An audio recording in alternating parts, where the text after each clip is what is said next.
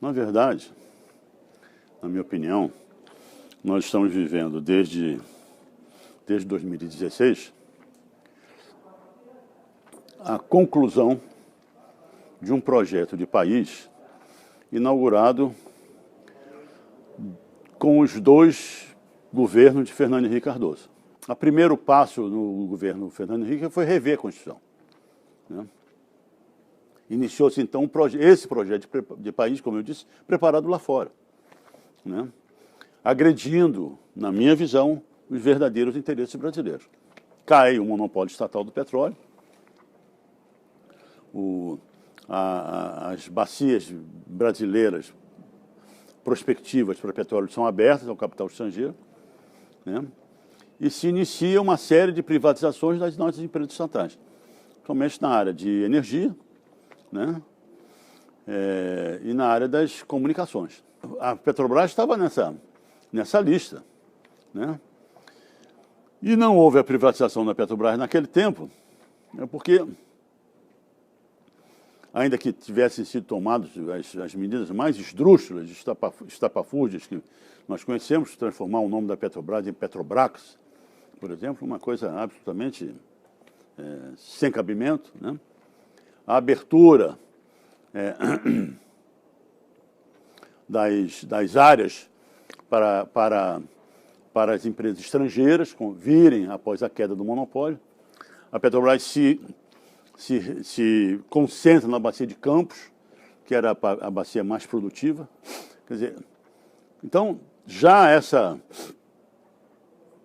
tendência, vamos dizer, de atendimento ao mercado e ao acionista privado da companhia, já se fez presente naquela época.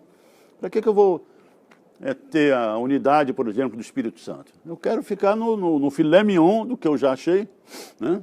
Para tirar o melhor lucro, o maior lucro possível e distribuir os meus dividendos.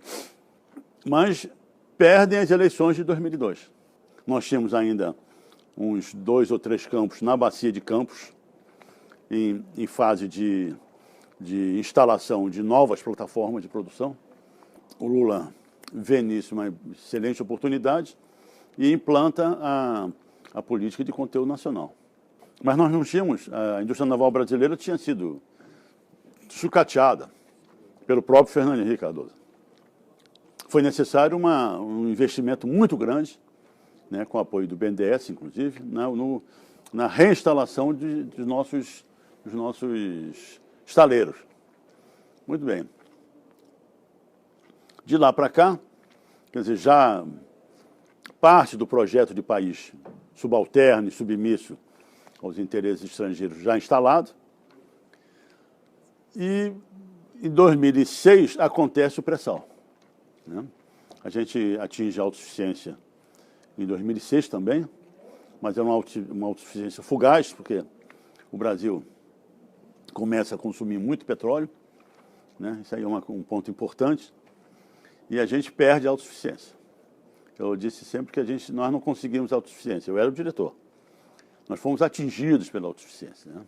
Mas nesse processo acontece é interessante que eu diga, ainda em 2003, na primeira rodada de licitações da ANP, em agosto de 2003, a Petrobras já se prepara para atuar firmemente, agressivamente nessa primeira licitação do governo Lula.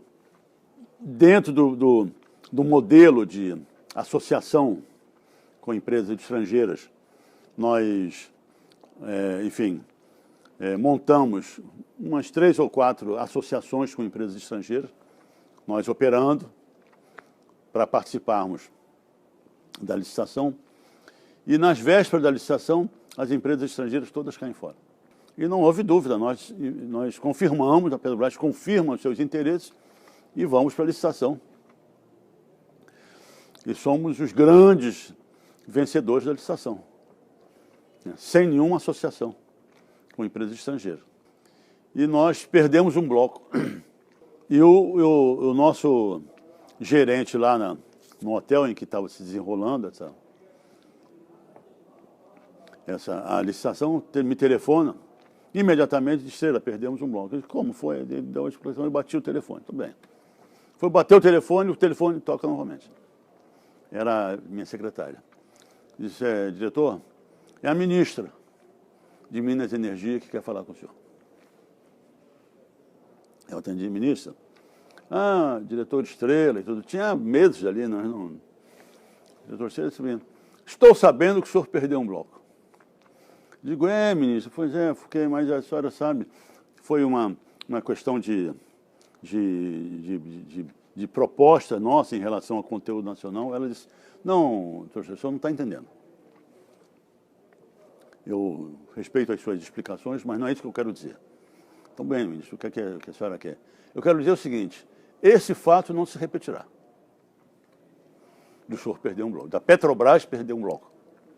Então, veja só, essa é a sinalização dizendo: olha, o nosso governo não quer a Petrobras perdendo nada, perdendo bloco. O nosso governo quer que a Petrobras reassuma o seu poder, né, reassuma a sua posição hegemônica no setor petrolífero mundial, que sempre teve.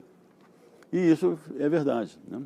E o senhor sabe me dizer, porque naquele momento, daquele leilão, essas empresas petrolíferas estrangeiras que fariam parte desse consórcio, dessa parceria, caem fora?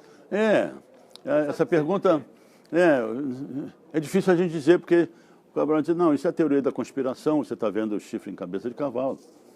Mas, na minha opinião, houve um acerto. Dizer: não, vamos cair fora, porque esses caras não vão dar conta desse recado. Eles quiseram demonstrar uma posição de força, né? Um governo, né, que está com essa atitude de ser contundente nas rodadas e tudo mais.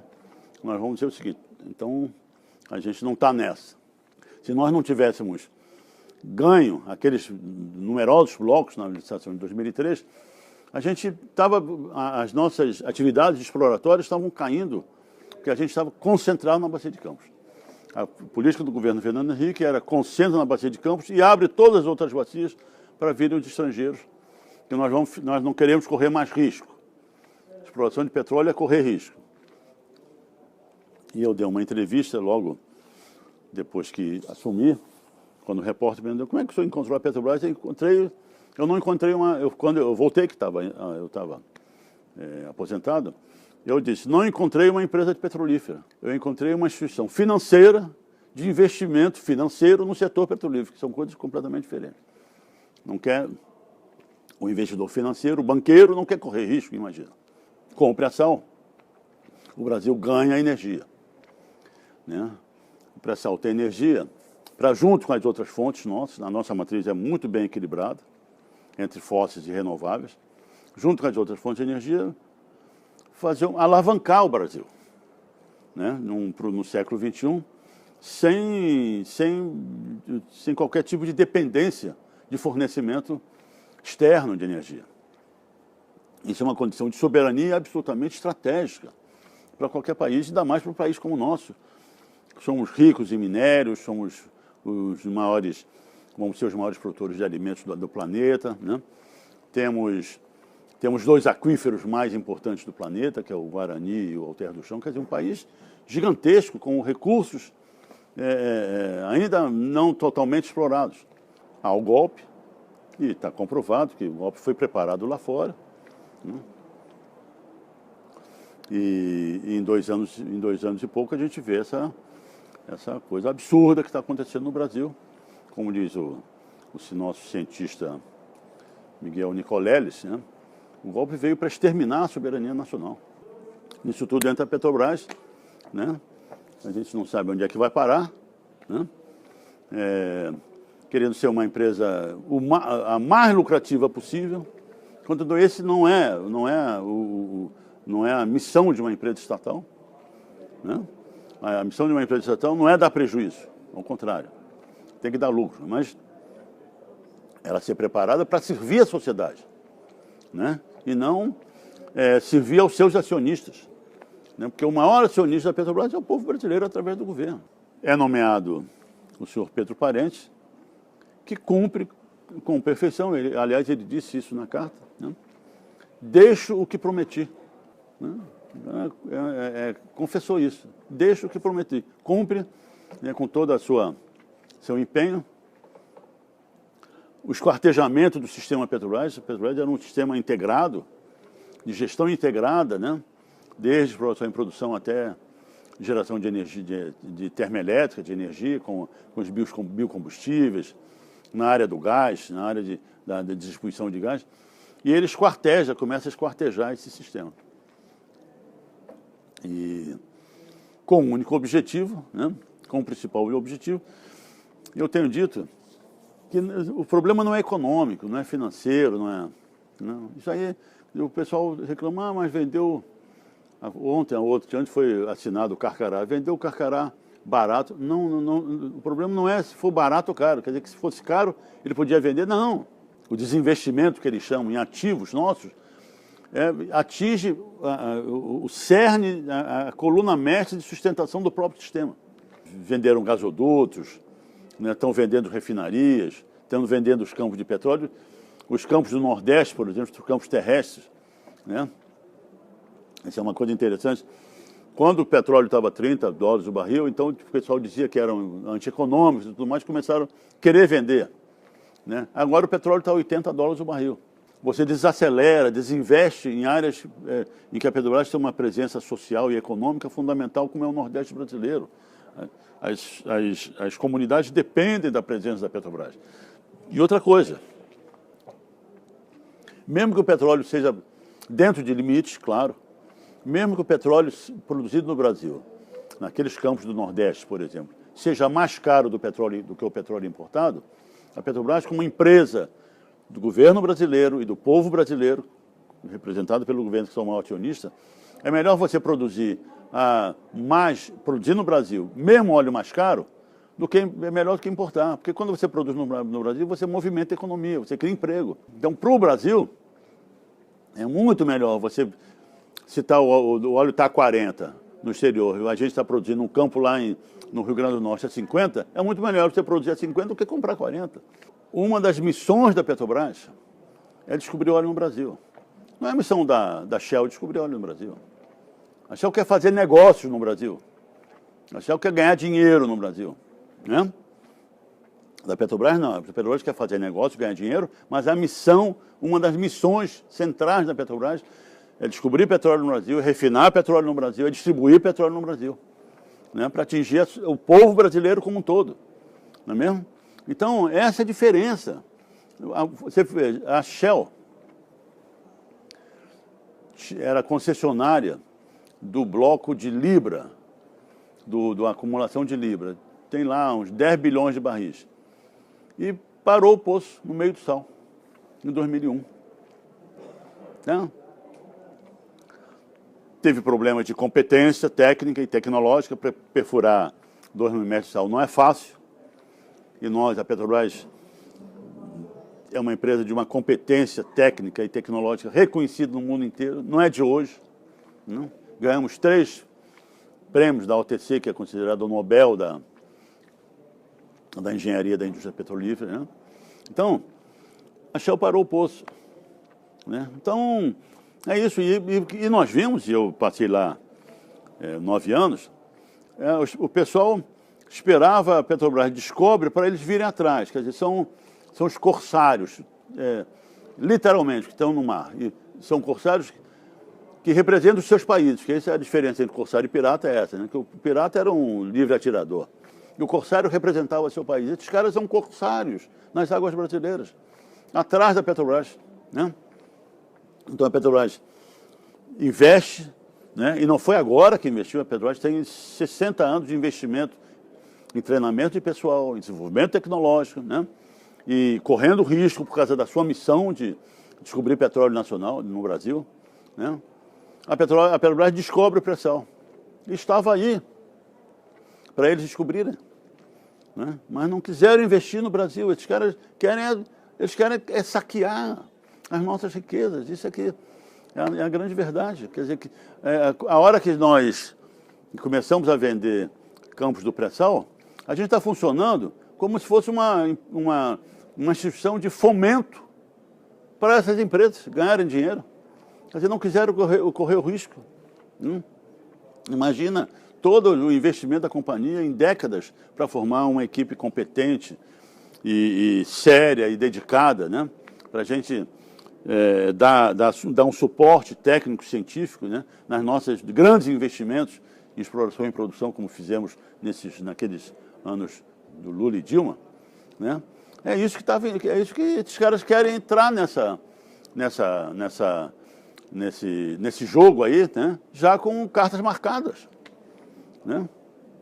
E aí foi logo a primeira medida foi acabar com a operação única, porque a operação única é que dá à empresa o direito de escolher a engenharia, escolher a tecnologia, escolher os centros de pesquisa em que vai, né, investir, essa coisa toda. Então, o operador tem essa vantagem. É por isso que eles foram contra a operação. Eu mesmo, como diretor, recebi inúmeros representantes de estrangeiros, né, discutindo a operação. Por que vocês querem ser operadores? Todo mundo quer ser operador. Porque é na operação que você aprende. Na operação em que você desenvolve tecnologias, desenvolve novos conhecimentos. E o pré-sal, como está a 2.400 metros de lâmina d'água e 7.000 metros juntando a rocha que você vai perfurar, você trabalha e opera no limite do conhecimento da tecnologia. Isso tem um valor enorme. Porque você, adquirindo experiência nisso, você adquire uma competência, inclusive competitiva, gigantesca. Você está ali naquele limite do último grito de engenharia, tecnologia e exploração. Isso vale um dinheiro, isso, entendendo, estrategicamente para uma empresa, isso é fundamental, né? Então, é isso que esses caras, não vai ser operadora. Uma vez eu recebi o cônsul-geral norte-americano no Rio de Janeiro para... Então, uma pessoa extremamente bem educada, um diplomata, né? E dizendo, não, a gente está aqui porque, afinal, vocês querem ser operadores únicos e tudo mais. Eu digo, senhor cônsul, e era uma notícia que já tinha vazado há uns semanas ou meses atrás. Eu digo, senhor cônsul, a Exxon conseguiu ser operadora única do governo de Angola, por pressão angolana. Ele ficou meio desconcertado, não sei nem depois se essa notícia se confirmou, mas ele ficou meio desconcertado e tudo mais, né? É isso, o operador é que decide a coisa, né? O operador é que desenvolve tecnologia e tudo mais, né? Então a nós sermos operadores únicos, era uma coisa que foi a primeira coisa que caiu, né? Volto à resposta da tua pergunta, nós estamos numa luta ideológica, né? É uma luta de uma visão de sociedade, país e mundo, que nós, né, a maioria do povo brasileiro, e é verdade, né, ela vê de uma maneira distributivista, não excludente, né, integradora, né, numa sociedade, a gente partir para uma sociedade pacífica, socialmente justa e equilibrada, com um mínimo de violência, né, e uma visão absolutamente que as pessoas chamam de fascista, que é de violenta, de discriminação, de exclusão. Chegamos ao cúmulo, companheiro, de interrompermos um período de 15 anos de queda na mortalidade infantil. Cresceu a mortalidade infantil, quer dizer, esse governo é infanticida, está matando as nossas crianças, companheiro. Não é mesmo? Isso é inaceitável. O mundo todo está revoltado, porque prenderam um homem sem provas. A justiça brasileira, né, de uma forma assim, nós estamos passando uma vergonha internacional. A nossa justiça, o poder em que o cidadão brasileiro tinha que confiar. Nós estamos passando né, estamos sendo considerados uma sociedade desorganizada. Nós estamos discutindo... A sociedade brasileira tem que discutir qual é o país que nós queremos. E para isso não tem outro jeito. Para isso são eleições diretas, livres, né?